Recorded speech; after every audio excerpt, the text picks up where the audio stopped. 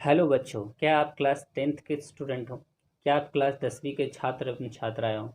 तो यह वीडियो खासकर आपके लिए होने वाली है, क्योंकि आज हमने इस सेशन में लाया है केमिस्ट्री की रसायन विज्ञान की पार्ट 1 यानी रासायनिक अभिक्रिया एवं समीकरण का यह भाग 6 पढ़ने जा रहे हैं आज हम। इससे पहले हमने 5 भाग पढ़ रखा है। अगर आपने नहीं देखा है तो आप उसे देख सकते हैं, ताकि आपको सिलसिलेवार ढंग से सारी बातें समझ में आ जाए। तो चलिए, आज हम पढ़ने वाले भाग 6 में विस्थापन अभिक्रिया को। तो चलिए स्टार्ट करते हैं कि विस्थापन अभिक्रिया क्या होता है। विस्थापन का अर्थ होता है अलग करना, हटा देना, अलग कर देना, हटा देना। विस्थापन को अंग्रेजी में इसे डिस्प्लेसमेंट रिएक्शन कहा जाता है।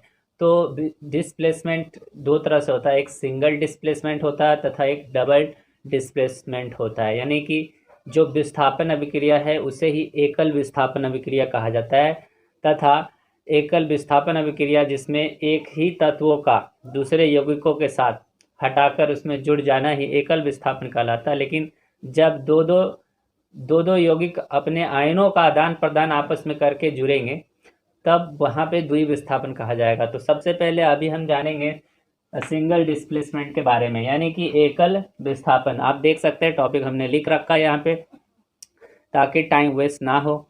तो हमने लिख रखा विस्थापन अभिक्रिया यानी डिस्प्लेसमेंट रिएक्शन। डिस्प्लेसमेंट रिएक्शन क्या होता है?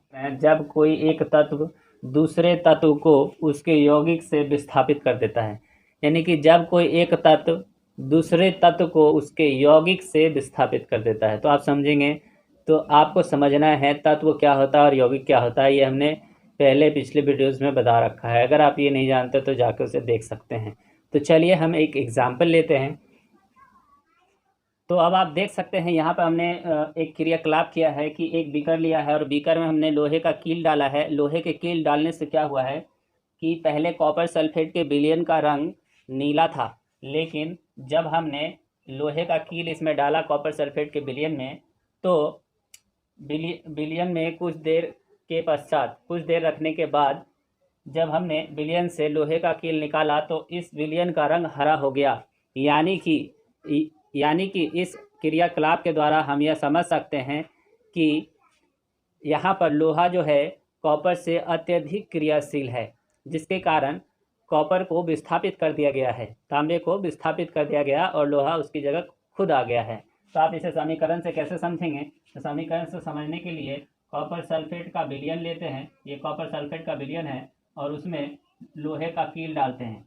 तो ये बना देता है FeSO4 प्लस Cu। तो आप देखिए यहाँ पर कॉपर को विस्थापित कर दिया गया है, यानी अलग कर दिया गया है। यहाँ पर जैसे ही हमने कॉपर सल्फेट का ये विलयन है, ये रंग नीला है इसका, और इसमें हमने लोहा डाला, लोहा डाला, यानी कि लोहे का कील डाला, तो इसका रंग ये हरा हो गया। और जो लोहे का कील है इस पर कॉपर का रंग भूरा होता है, और इसलिए उस पर कॉपर का परत चढ़ गया, इसलिए ये कील का रंग भूरा हो गया। तो क्वेश्चन पूछता है, एग्जाम में क्वेश्चन क्या पूछता है कि कॉपर सल्फेट के विलयन में लोहे का कील डुबो देने पर विलयन का रंग बदल जाता है, क्यों? तो आपको जवाब देना है, कॉपर सल्फेट के विलयन में जब हम लोहे का कील डालते हैं तो विलयन का रंग इसलिए बदल जाता है क्योंकि लोहा कॉपर से अत्यधिक क्रियाशील होता है, जिसके कारण कॉपर को लोहा विस्थापित कर देता है। विस्थापित करने के कारण इसका रंग बदल जाता है। तो अब आप इसको आसानी से उत्तर दे सकते हैं। तो अब आप देख रहे हैं यहाँ पर एक यौगिक है, और यहाँ पर एक तत्व है, जो कि इस यौगिक के तत्वों को विस्थापित कर दिया गया है। यानी कि आपको ध्यान रखना है कि अत्यधिक क्रियाशील जो तत्व होगा वो कम क्रियाशील तत्व को विस्थापित कर देता है।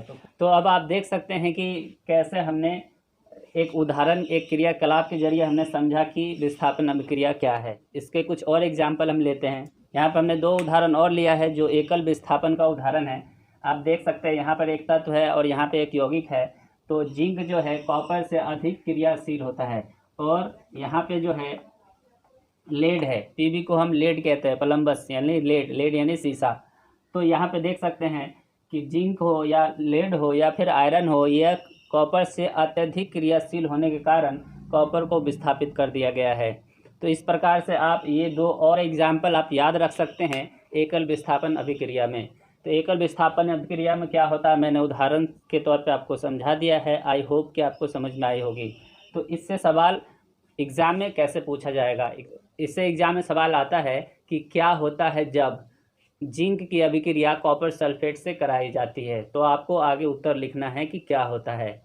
फिर आपको पूछा जाएगा कि लेड की अभिक्रिया कॉपर सल्फेट से कराने पर क्या बनता है। तो आपको ये भी आंसर कर देना है। तो आई होप कि आपको सिंगल डिस्प्लेसमेंट यानी एकल विस्थापन अभिक्रिया समझ में आ गया होगा। तो अब हम चलते हैं द्वि विस्थापन अभिक्रिया के तरफ। तो अब आप देख सकते हैं यहाँ पे हमने डेफिनेशन लिख दिया, परिभाषा लिख दिया है कि वैसी अभिक्रिया जिसमें अभिकारकों के बीच आयनों का आदान प्रदान कर नए पदार्थ का निर्माण होता है। यानी वैसी रासायनिक अभिक्रिया जिसमें अभिकारकों के बीच आयनों का आदान प्रदान करने से नए रसायन वाले पदार्थ का निर्माण होता है, उसे हम द्वि विस्थापन अभिक्रिया कहते हैं। तो आपको आयन समझना जरूरी है, जो कि हमने फर्स्ट पार्ट में पढ़ा रखा है आयन क्या होता है। तो चलिए कुछ एग्जाम्पल लेते हैं, एग्जाम्पल से समझने की कोशिश करते हैं। तो हमने यहाँ पे डबल डिस्प्लेसमेंट यानी द्वि विस्थापन अभिक्रिया के लिए कुछ एग्जाम्पल लिया है। यहाँ पे आप देख सकते हैं BaCl2 यानी बेरियम क्लोराइड और सोडियम सल्फेट। बेरियम क्लोराइड की अभिक्रिया जब सोडियम सल्फेट से की जाती है तो बेरियम सल्फेट और सोडियम क्लोराइड बनता है, का निर्माण होता है। तो अब आप समझ सकते हैं यहाँ पर कि यहाँ पर जो आयन है यहाँ पर जो आयन है ये प्लस आयन है और ये माइनस आयन है। यहाँ पर भी ये प्लस है और ये यहाँ पर भी ये प्लस है, ये माइनस आयन है। यहाँ पर ये प्लस है और ये माइनस आयन है। यानी ऋणात्मक आयन और धनात्मक आयन आप देख सकते हैं। तो यहाँ पे क्या हुआ है कि धनात्मक आयन जो है वो ऋणात्मक आयन से जुड़ चुका है और ऋणात्मक धनात्मक से। तो यहाँ पर भी वही बातें हुई है। तो अब आप देख सकते हैं यहाँ पर कि ये जो प्लस है वो माइनस वाले से जुड़ रहा है और ये जो माइनस है वो प्लस वाले से जुड़ रहा है। यानी कि धनात्मक आयन ऋणात्मक आयन से जुड़ जाता है और ऋणात्मक आयन धनात्मक आयन से जुड़ जाता है। इस प्रकार आयनों का आदान प्रदान होता है। तो अब आप समझ गए हैं। यहाँ पे लेड नाइट्रेट है, लेड नाइट्रेट की अभिक्रिया पोटेशियम आयोडाइड से कराई गई है। तो लेड आयोडाइड और पोटेशियम नाइट्रेट का निर्माण हुआ है। तो अब इस प्रकार से अब एग्ज़ाम में कैसे सवाल पूछा जा सकता है, या पहले तो पूछा जा सकता है द्वि विस्थापन अभिक्रिया का उदाहरण दे। तो आप ये उदाहरण दे सकते हैं। 2 एग्जाम्पल आपको रट लेना है एग्ज़ाम में लिखने के लिए। ये दोनों एग्जाम्पल अति महत्वपूर्ण है, जो आपके बुक से है वही हमने लिखा है। तो ये आपका बहुत ही इम्पोर्टेंट हो जाता है। अगर आपको द्वि विस्थापन अभिक्रिया पूछा जाता है तो आप इसे लिख सकते हैं। अब पूछा जाएगा कि द्वि विस्थापन अभिक्रिया किसे कहते हैं। तो आप समझ गए ना कि अभिकारकों के बीच आयनों का आदान प्रदान। अभिकारक क्या होता है, प्रतिकारक क्या होता है, उत्पाद क्या होता है, प्रतिफल क्या होता है, ये हमने पहले ही वीडियो में बता दिया है। अगर आपने उसको नहीं देखा तो आप देख सकते हैं। तो इससे सवाल ऐसे आ सकता है कि क्या होता है जब सोडियम सल्फेट की अभिक्रिया बेरियम क्लोराइड से कराई जाती है, और आपको आगे उत्तर लिखना होता है। तो इस प्रकार से अगर आप याद कर लेंगे इसे तो आपको लिखने में बहुत ही आसानी होगी। तो आई होप कि आपको ये समझ में आ गया होगा कि कैसे द्वि विस्थापन अभिक्रिया होता है। अगर आप चाहते हैं दूसरे पार्ट को देखना तो आप हमारे कमेंट बॉक्स में कमेंट कर सकते हैं। अगर इससे जुड़ी कोई सवाल आप नहीं समझते हैं या फिर कुछ समझ में नहीं आता है तो भी आप हमें कमेंट कर सकते हैं। अगर आपको हमारी वीडियोज़ अच्छी लगती है तो you can like it and subscribe it. आप सब्सक्राइब कर दो और जिसके पास नहीं है उसे शेयर भी कर दो। तो ये आपका काम है अगर आप सीख गए हैं तो मिलता हूँ मैं आपसे नेक्स्ट वीडियो में। तब तक के लिए thank you so much for watching this video.